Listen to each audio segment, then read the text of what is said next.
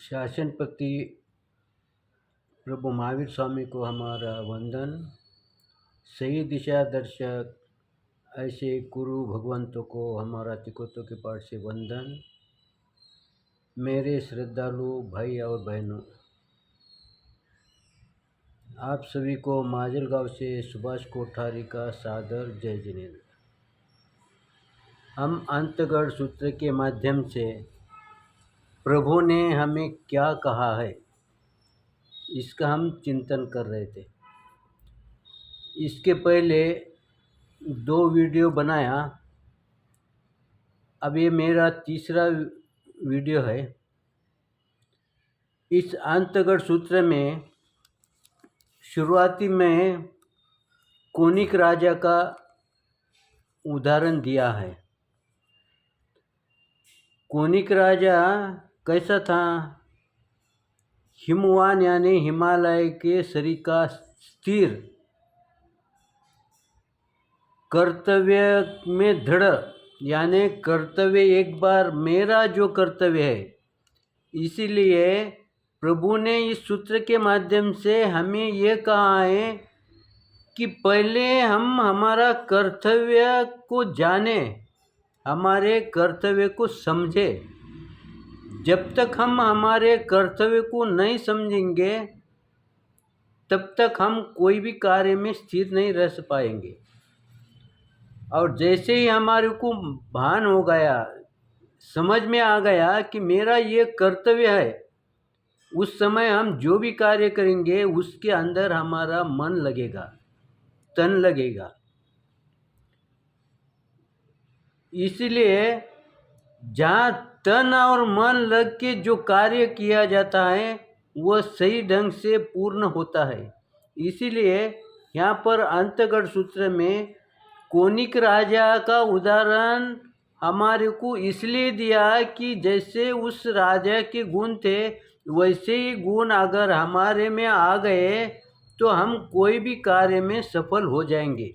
इसलिए प्रभु ने ये कहा है कि मुझे मानना नहीं मानना ये आप पर निर्भर है, लेकिन मैं जो कहता हूँ उसको तुम मानो, उसको तुम समझो।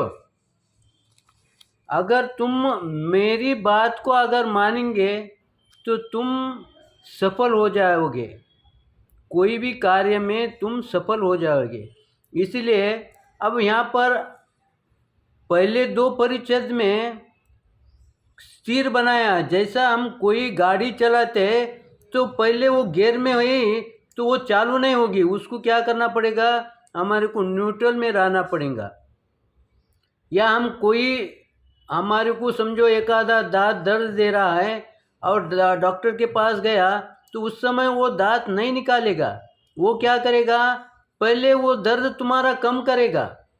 इसलिए प्रभु भी इस शास्त्र के माध्यम से हमारा जो अस्थिर मन है पहले स्थिर करने के लिए पहले 2 परिच्छेद में उन्होंने उसकी सूचना की है। अब उसके आगे इस अंतगढ़ की शुरुआत करते हैं। इसलिए सुधर्मा स्वामी अपने 500 शिष्य के साथ विहार कर रहे थे। अपने को उनके शिष्य कम रहो या ज़्यादा रहो उससे अपने को कोई फर्क नहीं गिरता, लेकिन अपने को उन्होंने कैसा, अब जहाँ 500 शिष्य के साथ वो विचरण करते हुए ग्रामानुग्राम, अब यहाँ पर 500 शिष्य है। देखिए 500 शिष्य होते हुए भी वो एक लाइन में सिर्फ अपने गुरु की बात मानते हैं। हमारे परिवार के अंदर 4 सदस्य, 5 सदस्य, 10 सदस्य ज़्यादा से ज़्यादा रहते हैं, फिर भी हमारा कहना परिवार में कोई मानता है, कोई नहीं मानता। फिर हम ये क्यों नहीं सोचते कि जो 500 शिष्य हैं वो अलग अलग राह से आए हैं, अलग अलग परिवार से आए हैं, और वो किसकी बात सुन रहे हैं, सुधर्मा स्वामी की, अपने गुरु की बात सुन रहे हैं। अब गुरु माता पिता को भी गुरु बोले वाला है, फिर हमारे गुरु कौन, माता पिता है। फिर घर के अंदर समझो 8-10 जीव रहते हैं, वो हमारे माता पिता की बात नहीं मानते, फिर कहाँ गलती हो रही है? ये सूत्र ये जानता है कि जैसा कोनिक था वैसा ही हमारे माता पिता के अंदर माता पिता ने ये सोचना चाहिए कि मेरे में वो गुण है क्या, नहीं है तो कौन से गुण की कमी है, मैं पहले कर्तव्य की तरफ ध्यान देता हूँ या नहीं देता हूँ, मैं अपने धर्म में स्थिर हूँ या नहीं हूँ। जब मेरा आचरण शुद्ध होगा, मेरा अनुकरण अगर सही होगा तो बच्चे हमारी बात मानेंगे, तो फिर वो हमारे राह पर चलेंगे, जैसा हम बोलेंगे वैसी वो बात मानेंगे। आज हम देखते हैं कि हर कोई एक दूसरे की बात नहीं हर कोई ये सोचता है कि आप मेरी बात मानो, क्यों कि हम अपना ही चलाएं। पहले हमारे गुण के तरफ देखने के लिए प्रभु ने कहा है। हम पहले क्या करते हैं, दूसरे के गुणों को देखते हैं और हमारे स्वयं के जो दोष है उसके तरफ हमारा ध्यान नहीं जाता, इसलिए हमारी बात परिवार में कोई नहीं मानता। इसलिए ये शास्त्र कहता है, जैसे सुधर्मा स्वामी अपने 500 शिष्य को एक लाइन में रखते हैं, अपने बोले तो कोई सख्ती न करते हुए, कोई उन पर प्रेशर न देते हुए ही अपने आचरण के माध्यम से ही उन पर उनको कंट्रोल करते, वैसा ही हम हमारे परिवार के अंदर हमारा पहले आचरण शुद्ध होना चाहिए।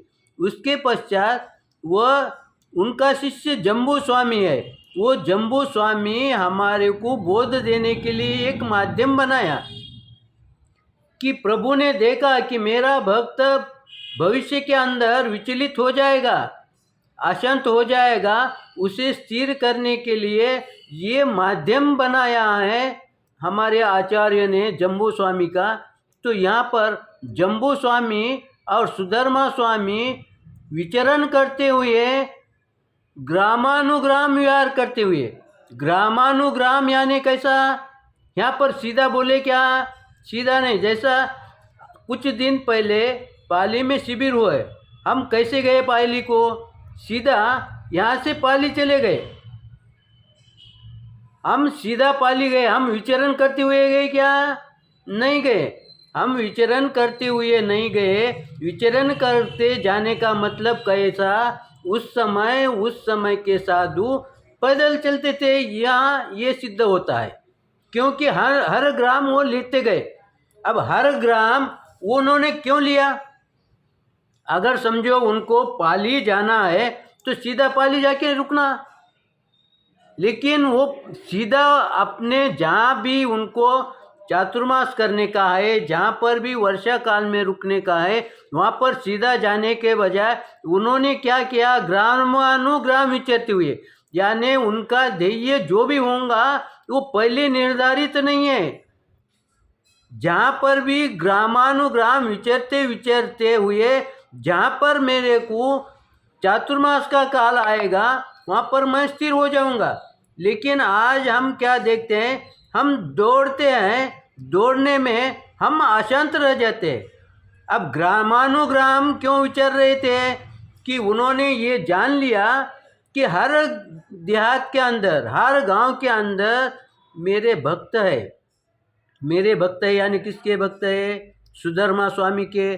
सुधर्मा स्वामी के उनके गुरु है क्या, लेकिन ऐसा नहीं है। सुधर्मा स्वामी ने ये जान लिया कि जो भी जीव है वो मेरे भक्त ही है, ऐसा समझ के मैं उनको बोध दूँ। जो मेरा अशांत जीव है, जो अशांत भक्त है, जो अशांत समाज है, उसको सुधारना मेरा काम है। अगर संतों ने अगर समाज के तरफ, गांव के हालत के तरफ अगर ध्यान नहीं दिया, उनके समस्या पर अगर ध्यान नहीं दिया, तो फिर कौन ध्यान देगा। ये साधु संतों का काम है कि अगर श्रावक भटक गया है तो उसको स्थिर लाइन पर, सही लाइन पर लाके खड़े करना। श्रावक का काम चलना है, लेकिन राह अगर भटक गया है तो संतों का काम है उसको राह पर ला के खड़ा करना, राह दिखाना। इसलिए सुधर्मा स्वामी हर गांव हर क्षेत्र करते करते हुए वहाँ के समाज को, वहाँ के परिवार वाले को, यहाँ पर उन्होंने जैन समाज दे कहा है क्या? ऐसा नहीं कहा, क्योंकि वसुधैव कुटुंबकम, सब लोग ही मेरे हैं, ऐसा जानकर उन्होंने सबको बोध देने के लिए हर गांव में रुकन के पहले उनकी समस्या की जानकारी लेकर उनके समस्या का हल करना, बोध देना, उससे कैसा बाहर निकलने का ये ज्ञान देना, ये दे के आगे चलने का। फिर उसके पीछे वो क्या कर रहे हैं ये देखना गुरु का काम नहीं है। गुरु का पहले काम क्या है, उसको राह पर, अगर उसको राह पर ला के खड़ा कर दिया, जैसा किसी भाई ने अगर कह दिया कि ये रास्ता पाली को जाता है, तो फिर मेरा काम है कि पाली चलना या नहीं चलना, ये मेरा काम है। गुरु बार बार हमारे तरफ ध्यान देने के लिए उनके पास समय नहीं है, इसीलिए वो हर जीव की तरफ उनका ध्यान रहता है। इसीलिए वो ग्रामानुग्राम विचरण करते हुए कहाँ पर उतरे हैं, वो चंपापुरी में आए और चंपापुरी में आकर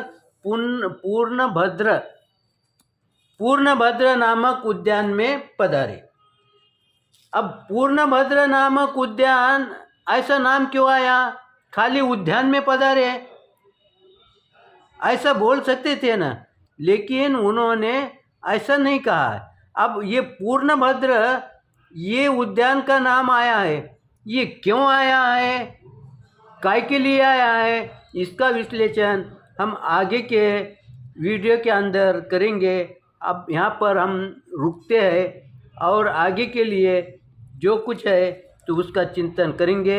इस चिंतन के अंदर मेरे ओर से निश्चित ही गलती हुई है, जो सही निकला है वो शास्त्र की बात है, और जो बोलने के अंदर गलत हुआ होगा, बोलने में कम ज़्यादा आया है, वो मेरा अज्ञान समझकर आप मुझे क्षमा करेंगे।